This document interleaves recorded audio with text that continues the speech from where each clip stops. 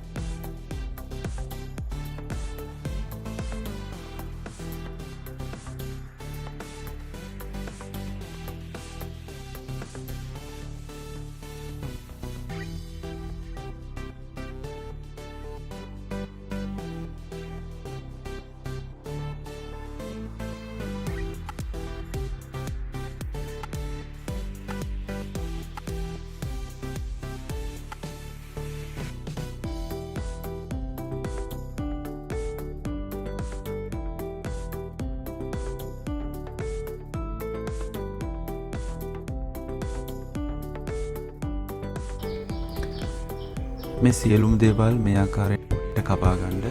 ඉතින් ඊළඟට අපි මේ සියල්ලම වෙන වෙනම තම්බා ගමු. මුලින්ම පොඩි මැටි කෝප්පයක් අරගෙන මේකට ලුණු හැඳි දෙකක් යොදා ගන්න. ඒ වගේම වතුර අඬු කෝප්පක් දෙකක් යොදා මේ හොඳින් මික්ස් කරගන්න.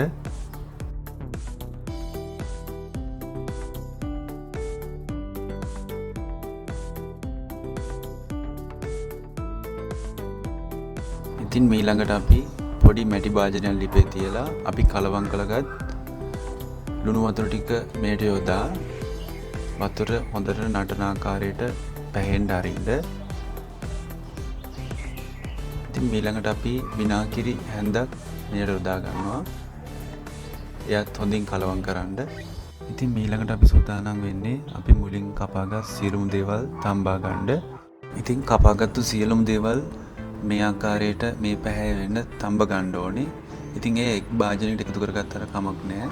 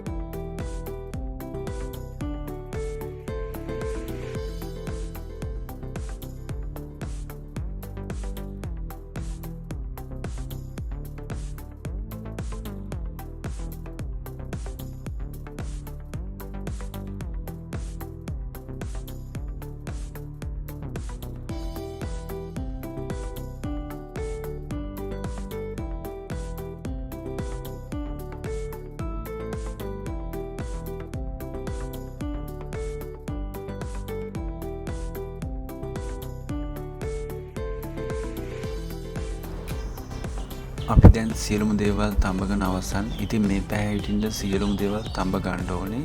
ඉතින් ඊළඟට අපි අබ පේස්ට්රිය හදාගමු. ඉතින් ඒ සඳහා යොදාගන්නේ මොනවද කියලා බලමු අපි. අබ යොදා ගන්නවා. ඒ වගේම සුදු ලුණු බික් 6ක් විතර යොදාගෙන තියෙනවා. ඒ වගේම පොඩි ඉඟුරු කෑල්ලක් යොදාගෙන තියෙනවා. මේ හොඳින් අඹර ගන්න ඕනේ. ඉතින් මීළඟට අපි සූදානම් වෙන්නේ අප පේස්ට්‍රි සහ තම්බාගත් සියලු දේවල් හොඳින් එකතු කරගන්න. ඉතින් ඒ සඳහා මේ වගේ මුට්ටියක් අපිට අවශ්‍ය වෙනවා. අපි මුලින්ම මෙයට විනාගිරි අණු කෝප්පයක් යොදා ගමු. ඊළඟට අපි කහ තේ ඇඳක් යොදා ගන්නවා. ඉතින් ඔබට රස අනුව ලුණු යොදා ගන්න පුළුවන්.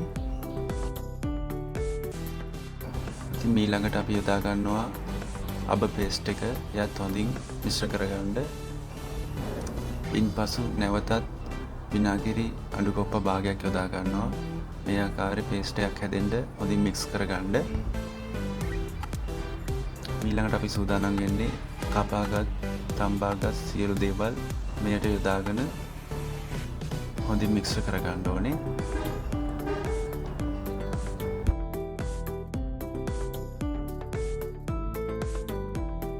ඉතින් අපි මේ දැන් මිශ්‍ර කර අවසන්. ඊළඟට පොඩි කේල් කොළ කෑල්ලකින් මෙය වහන්න ඕනේ. ඉතින් මේ ආකාරයට මුට්ටිය කට බැඳ දවසකින් පසු ඔබට රසවත් අච්චාරුවක රස විඳ ගැනීමට පුළුවන්. ඉතින් මෙවැනි රසවත් රෙසිපි ගැන දැන ගැනීමට අපේ ආච්චි YouTube channel එක තවම subscribe කරලා නැත්නම් දැම්ම පහළ තියෙන රතු පාට බටන් එක ක්ලික් කරලා subscribe කරන්න. ඒ වගේම bell icon එකත් ක්ලික් කරන්න අමතක කරන්න එපා. ඉතින් මෙවැනි රසවත් වීඩියෝ එකකින් නැවතත් හමු වෙනතුරු ඔබට සුබ දවසක්.